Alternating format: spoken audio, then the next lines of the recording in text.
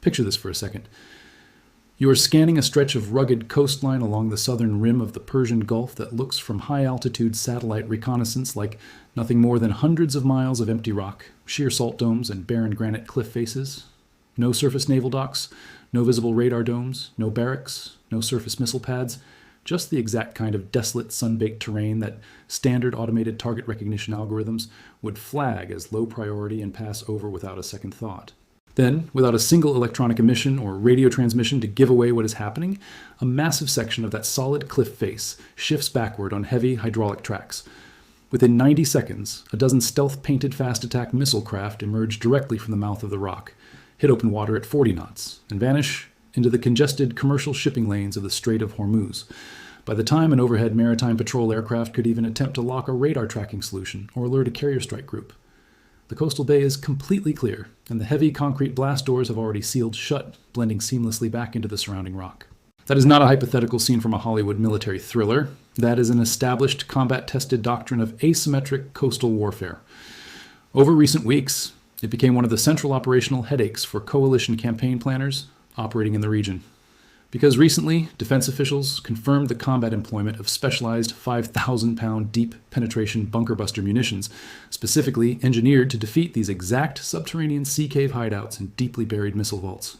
Tonight, we are going to break down this entire story in exhaustive detail, what these subterranean facilities actually are, how they were engineered over 2 decades, the precise physics of why conventional weapons fail against them, what satellite reconnaissance actually confirms about recent heavy kinetic strikes, and why neutralizing this specific category of threat is one of the single hardest problems in modern air campaign planning. There's a massive gap between the dramatic, sensational headlines circulating across social media and the verified, unvarnished tactical picture on the ground, and separating established reality from online speculation is exactly what we are going to do. To understand why these facilities dominate military intelligence briefings, you have to appreciate the sheer scale and geological cleverness of the engineering involved. For nearly 25 years, military engineers have been quietly carving vast, interconnected subterranean networks directly into naturally dense granite mountain ranges, salt domes, and limestone formations along the southern coast and strategic islands like Keshem and Larak. These are not simple concrete bunkers buried a few feet under sand. They are what defense analysts refer to as subterranean missile cities and hardened sea cave pens. Inside these complexes, engineers have excavated cavernous underground docking bays built directly at sea level. Tunnels cut into the stone allow fast-attack missile craft, remote-controlled explosive boats, and semi-submersible craft to be moored, fueled, armed, and maintained completely underground. Instead of sitting tied to a pier at a conventional naval base like Bandar Abbas, where satellite synthetic aperture radar can track every ship's hull in real time, these craft sit under tens of meters of solid natural rock shielding. Deeper inside the mountain ridges, miles of reinforced transit corridors connect subterranean assembly halls, underground fuel farms, command bunkers, and heavy-duty mobile missile launchers. Rail-mounted transport systems allow coastal defense cruise missiles to be moved internally between different concealed exit portals scattered miles apart across the terrain. These internal logistics lines mean that whole supply chains operate in total darkness, moving heavy ordnance from subterranean storage rooms directly to firing points, without ever exposing a vehicle to visual or thermal detection from orbit. Here is why this strategy is so devastatingly effective from an engineering standpoint. In conventional naval warfare, a frigate, destroyer, or surface patrol ship is a large, highly conspicuous target. It reflects radar energy, emits a massive thermal signature, shows up clearly on electro-optical satellite passes, and can be targeted relatively quickly once a conflict begins. In the opening hours of a high-intensity campaign, visible surface warships sitting in open harbors are sitting ducks. A small missile craft or a mobile truck-mounted anti-ship missile launcher tucked inside a carved-out granite chamber 50 meters beneath a rock overhang, however, is functionally non-existent to overhead sensors. While idle inside the mountain, it emits zero infrared signature. It produces no electronic emissions. It casts no radar shadow.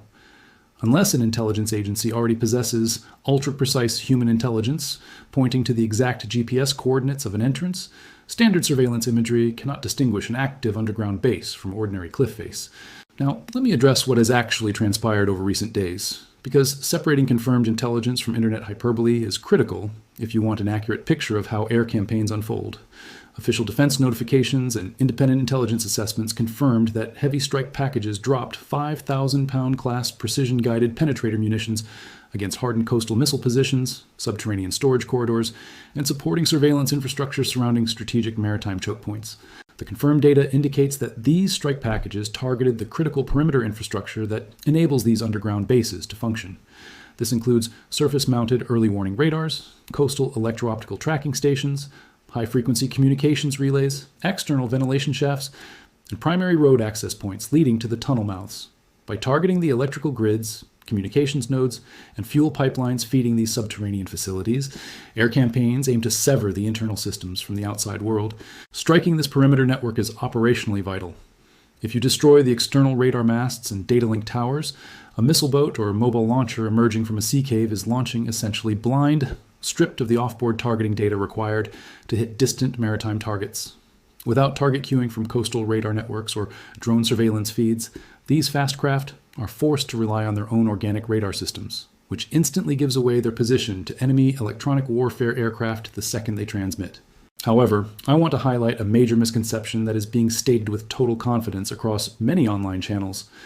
Numerous commentators are asserting that these heavy bunker-buster strikes have completely collapsed the deep granite mountain chambers themselves, erasing the subterranean networks from existence.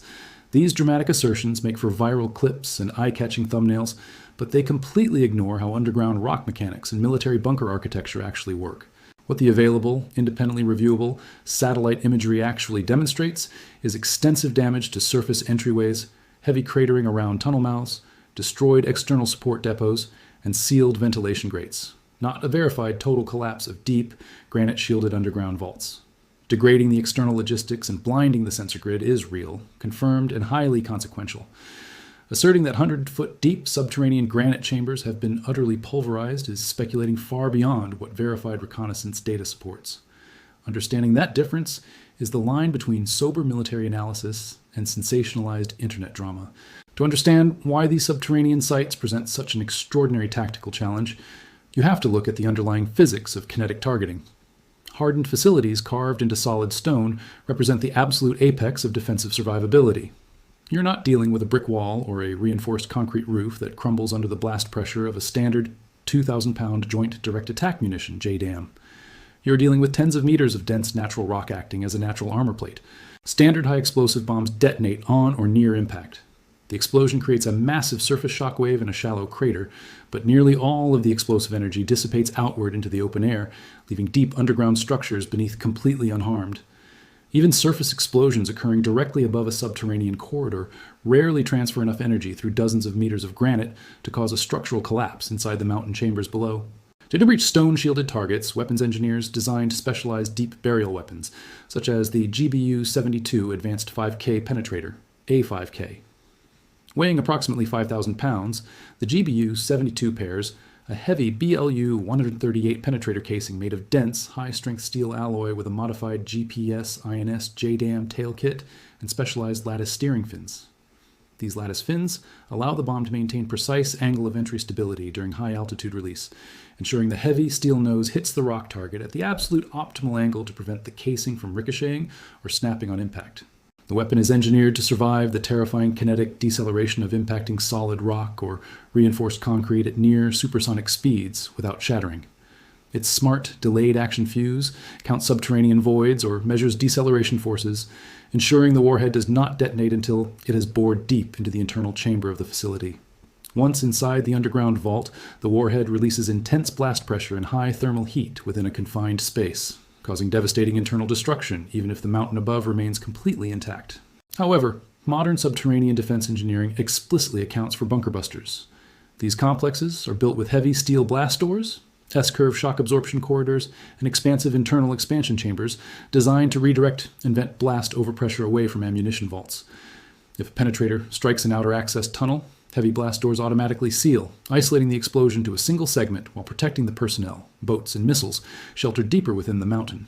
Furthermore, these facilities are engineered with multiple redundant exits separated by kilometers of terrain. Collapsing one tunnel mouth does not render the site useless. Vessels and mobile launchers can simply be rerouted internally to alternative blast doors. This inherent structural resilience is why neutralizing deep subterranean infrastructure is never accomplished in a single flashy strike. It requires a grinding, methodical, and resource-intensive campaign. There's another vital tactical element that links directly to these coastal sea caves: naval mine warfare. Mine warfare remains one of the most cost-effective and dangerous threat vectors in modern naval operations. Unlike a cruise missile or torpedo that requires active guidance radars and operators, a submerged sea mine sits silently on the seabed or suspended in the water column for months, posing an unceasing hazard to commercial shipping and military task forces alike. Clearing a mined shipping lane is a slow, tedious, and highly exposed process. Minesweepers and specialized unmanned underwater clearance drones must transit along fixed, predictable search grids at low speeds to locate and neutralize underwater hazards. While executing these minesweeping patterns, ships cannot execute high-speed defensive maneuvers, turning them into sitting targets for any anti-ship missile system operating in the immediate vicinity. And this is where the two asymmetric layers reinforce each other. While minesweepers are forced to move slowly to clear a channel, they become uniquely vulnerable targets for fast attack craft and mobile missile batteries emerging from nearby coastal sea caves. A single salvo of anti-ship cruise missiles launched from a hidden cave entrance can disrupt a multi-million-dollar minesweeping operation in a matter of seconds, forcing the task force to retreat and restart the clearing process from scratch. This lethal synergy, mines restricting ocean movement below, while hidden fast attack craft and coastal batteries strike from the rock above, is precisely why clearing a contested choke point takes weeks or months. It requires establishing a permanent air and surface umbrella to suppress coastal cave portals, while underwater mine clearance teams do their dangerous work below. Until both threats are systematically addressed at the same time, commercial shipping lines will treat the waterway as an active fire zone.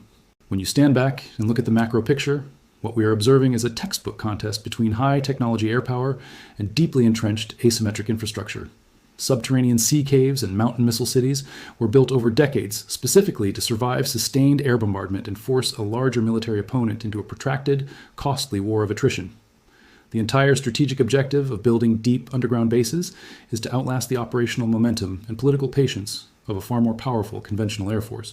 While recent precision strikes utilizing advanced 5,000-pound penetrator munitions have inflicted severe damage on surface sensor networks, logistics depots, and tunnel entrances, the deeply buried subterranean architecture remains a persistent tactical challenge that requires continuous surveillance and pressure.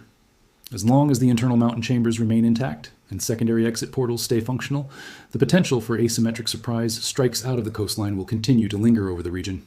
What is your take on this dynamic? Do you think advanced precision penetrator weapons can eventually render deep rock fortifications obsolete?